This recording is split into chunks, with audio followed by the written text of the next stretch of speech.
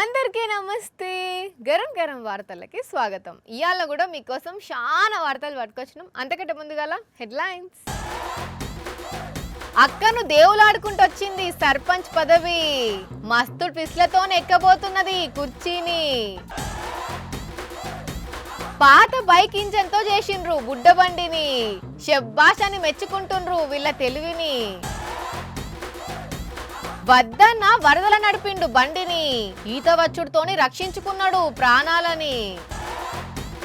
వద్దంటే వానొస్తున్నది, వద్దంటే వరదొస్తున్నది, వద్దంటే ఇండ్లకు నీళ్ళు వస్తున్నాయి, వద్దంటే 24 గంటలు చినుకులు రాలుతూనే ఉన్నాయి, వాగులు వంకలు పొంగి పొర్లుతూనే ఉన్నాయి. కొన్ని దిక్కులనైతే బ్రిడ్జిల దగ్గర అడుగు తీసి అడుగు పెట్టలేకపోతున్నారు. ఊర్ల నడుమ ప్రయాణాలు బంద్ అయినాయి అవుతున్నాయి కదా. అయితే ఈడ వరద దగ్గర ఏమైందంటే, ఓ అన్నా ప్లీజ్ ప్లీజ్ వద్దు రావద్దు ప్లీజ్. అగో నీకే చెప్పేది, నీకేనే ఓ అన్నా. కొడుకా పుసుక్కున్న జారి మునిగనే మునిగిండు పో. బైక్ కనబడతనే లేదు, మనిషి కనబడతలేడు, వరద మాత్రం సంపుడు చంపుకుంటా తగ్గేదేలే అన్నట్టే వస్తున్నది. అగో అటు దిక్కు కనబడుతున్నాడు కదా, జల్దిగా పోయి ఒడ్డుకు చేరేవే అన్నా. అగో బయటికి వెళ్తుండు బయట పడ్డాడు పో. మనిషి సల్లగుండా చూసిన రానుల్లా ఎంత పని చేసిండో. ఏదో ఈత రాబట్టి బతికిపోయిండు కానీ ఈత రాకుంటే ఆగం కథ అయ్యేది. కాకపోతే అదృష్టం ఏంటంటే బైక్ వేయింది కానీ మనిషి అయితే ప్రాణాలతోని బయటపడ్డాడు. ఇక ఈ ముచ్చట ఇటు ఉంచితే ఇటు చూడుర్రి, వాగులో ఎక్కుకున్న అన్నను పోలీసులు ఎంత కష్టపడి బయటికి తీసిండ్రో. అమ్మయ్యా బతికి బయట పడ్డాడు పో. దగ్గర గంటకి ఎక్కువనే టైం పట్టింది ఈ వరదలకి వెళ్ళి ఈ అన్నను బయటికి తీసుకొచ్చేటందుకు. విషయం ఏందనంటే మహబూబ్ నగర్ జిల్లా నవాబుపేట ఈ అన్నది. అయితే కురుమూర్తి పోదామని పోతుంటే నీళ్లు మస్తు బగ్గు వచ్చినాయని పోలీసులు చెప్తే పోయినట్టే పోయి మళ్ళీ నీళ్ళకు దిగిండాట. అంతే, ఇంకేమున్నది. ముందుకు పోరాలేదు, వెనుకకు రాలేదు. ఎంత వెలిసినా పోలీసులకు వినబడకుంటే సెల్ ఫోన్ లైన్తోని సైగలు చేస్తే అప్పుడు చూసిన పోలీసులు జేసీబీ తెప్పించి ఇంకో ఇట్లా కాపాడిర్రు. కానీ చూడుండ్రి అన్న ఎట్లా ప్రాణాల మీదకి తెచ్చుకున్నాడో. ముందుగానే పోలీసులు చెప్పినట్టే ఇంటే ఇంత పరిశాన్ ఉండకపోవు కదా. ఇప్పుడు ఏమనాలిగా, అన్న మంచిగానే ప్రాణాలతో బయటపడ్డాడు. ఇది ఒక్కటి దాలు పట్టుండ్రిగా. కాకపోతే ఇటువంటి సాహసాలు చేయొద్దు. నీ అవ్వ ఈసారి తగ్గేదేలే. సర్పంచ్ ఎన్నికల పోటీ చేయాలి, సర్పంచ్ని కావాలి, ఊరిని ఏలాలని ఏడాది నుంచి చాలా మంది కలలు కన్నారు, ఖర్చు పెట్టిర్రు, ఊర్లో ఫుల్గా మందు దాపిండ్రు. ఇక ఇప్పుడు కూడా రిజర్వేషన్ల ముచ్చట తెలిసేసరికి కొత్తగా మెంబర్స్ కూడా రంగంలోకి దిగాలని చూసిండ్రు కదా. అయితే ఇక్కడ మాత్రం ఒక అక్క పదవి మీద ఆశ పెట్టుకోలేదు, కాకపోతే సర్పంచ్ కాబోతున్నది. ఎట్లా అంటే,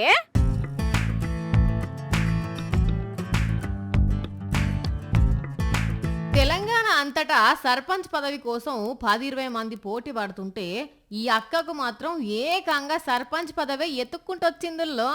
ఇంకొక మాటలు చెప్పానంటే ముందు అన్ని సక్రమంగా జరిగితే ఏకగ్రీవం కావడము, ఆయనతో బాధ్యతలు చేపట్టడమే ఆలస్యం అట్లున్నది ముచ్చట.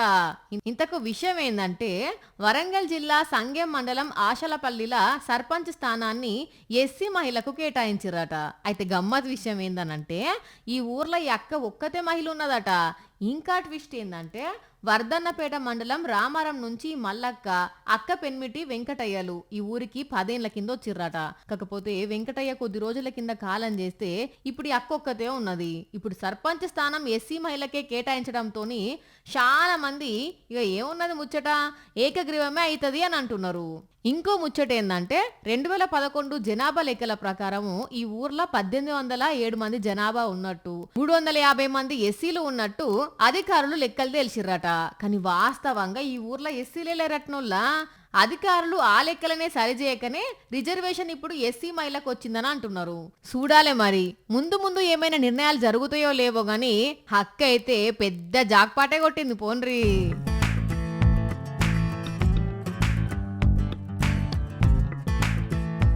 నెత్తులున్న గుజ్జుకు జరంత పని చెప్పి 10 నిమిషాలు ప్రశాంతంగా ఆలోచన చేస్తే మనిషి అద్భుతాలు చేస్తాడుల్లా.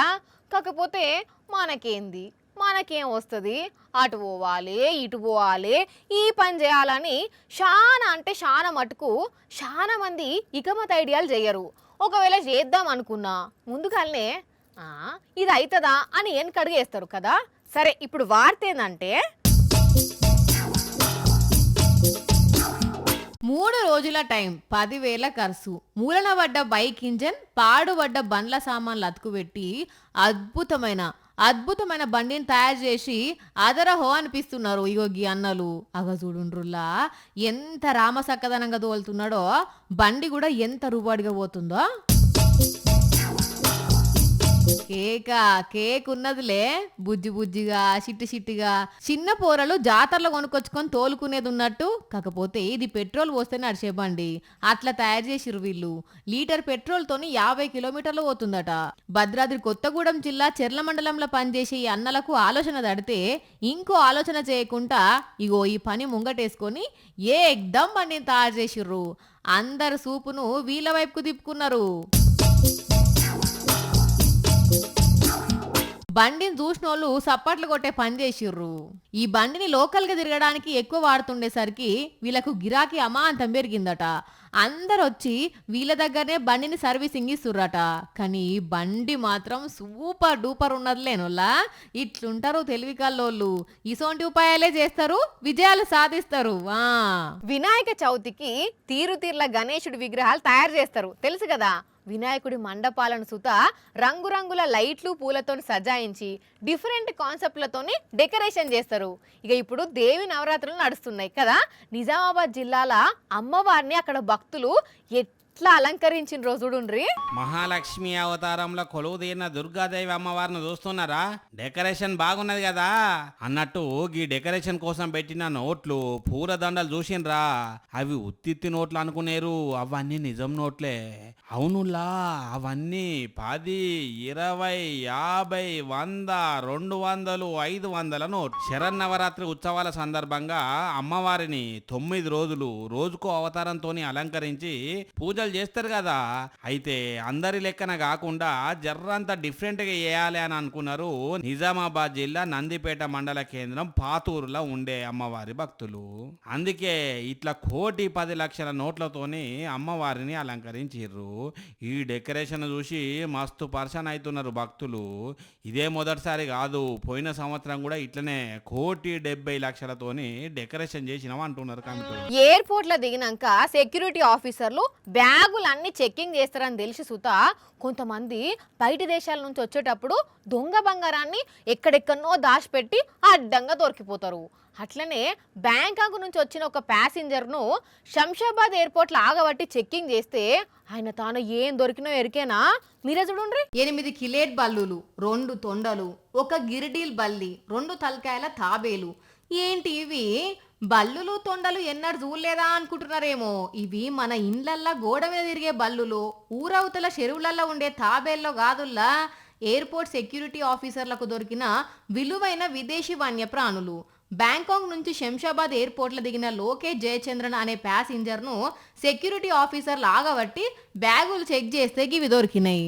ఇవే కాదు, వేరే బ్యాగుల సుత గిసొంటి జీవాలు ఇంకా షాన్నే ఉన్నాయట. ఈ బల్లులు తొండలు ఏం చేసుకుంటారు అని అంటే కొంతమంది వీటికి ఇక్కడ మస్తు డిమాండ్ ఉన్నదట. ఇక గవ్వాటిని దొంగతనంగా తీసుకొచ్చిన లోకేష్ మీద వన్యప్రాణి సంరక్షణ చట్టం కింద కేసు పెట్టి అరెస్టు చేసిల్లు. ఆ బల్లులు తొండలను ఇంకో విమానంలా బ్యాంకాక్ రిటర్న్ పంపించిల్లు శంషాబాద్ ఎయిర్పోర్ట్ ఆఫీసర్లు. బంగారం అంటే ఏమో అనుకోవచ్చు, ఈ బల్లులు తొండలను ఏం చేసుకుంటారో సమజైతలేదు అని అంటున్నారు ఈ ముచ్చట ఎరకేనోళ్ళు. చూసిరు కదా, ఇవి ఇవాల్టి గరం గరం వార్తలు. మళ్ళొచ్చే ఎపిసోడ్లో ఇంకిన్ని గరం గరం వార్తలతో కలుద్దాం. మన టైం అయితే గుర్తుకున్నది కదా, రాత్రి 8:30కు మళ్ళీ పొద్దుగాల 8:30కు. మర్చిపోకుండా చూడుండ్రి. టాటా.